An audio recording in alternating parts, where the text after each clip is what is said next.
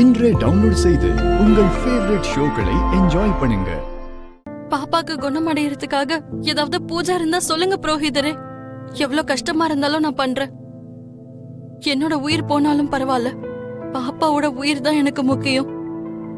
ஹாஸ்பிட்டல்ல டாக்டர்ஸ் அவங்களோட முயற்சி அவங்க பண்ணிட்டு இருக்காங்க. பாப்பாவோட தாயா என்னோட முயற்சியை நான் பண்றேன். தயவு செஞ்சு சொல்லுங்க, முதல்ல நான் என்ன பூஜை பண்ணணும்? இப்போ நீங்க பண்ண வேண்டியது பூஜை இல்ல அண்ணி, தானம். தானம் என்ன விவேக்? ரத்த தானம் பண்ணணும் அண்ணி. உங்களுக்கும் லக்கிக்கும் ஒரே பிளட் குரூப் தானு ஜானு சொன்னான். அப்படியா? ஆமா அண்ணி, இப்ப உங்களால மட்டும்தான் லக்கியை காப்பாத்த முடியும். நீங்க கொடுக்க போற ரத்தம் தான் அங்க நம்ம லக்கியை காப்பாத்தும்.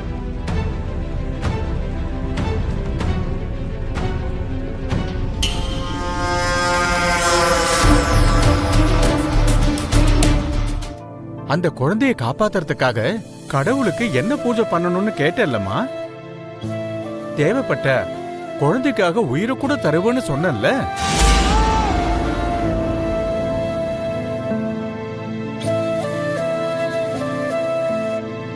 அந்த குழந்தையை காப்பாத்தக்கூடிய வாய்ப்பை கடவுள் உனக்கு கொடுத்திருக்காருமா. இது வாய்ப்பு இல்ல புரோஹிதரே, அதிர்ஷ்டம்.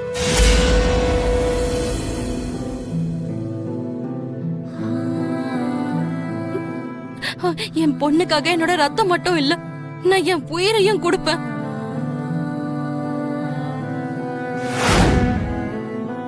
வாங்க நீ, நமக்கு டைம் கம்மியா இருக்கு, சீக்கிரம் போகணும்.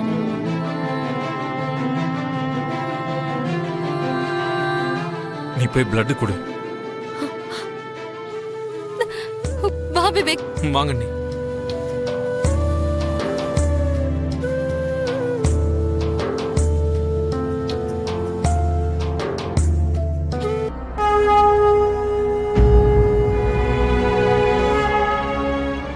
சுவாமி, லக்கி என் பெத்த பொண்ணு இல்லைனாலும் அதை விட அதிகமா பாத்துக்கிட்டு இருக்கேன். லக்கி என்னோட உயிர். நான் நொந்து போய் கஷ்டத்துல இருக்கும்போது என் வாழ்க்கைக்குள்ள வந்து வருங்காலத்து மேல ஆசைய காட்டின என் சின்னஞ்சிறு தேவதை லக்கி.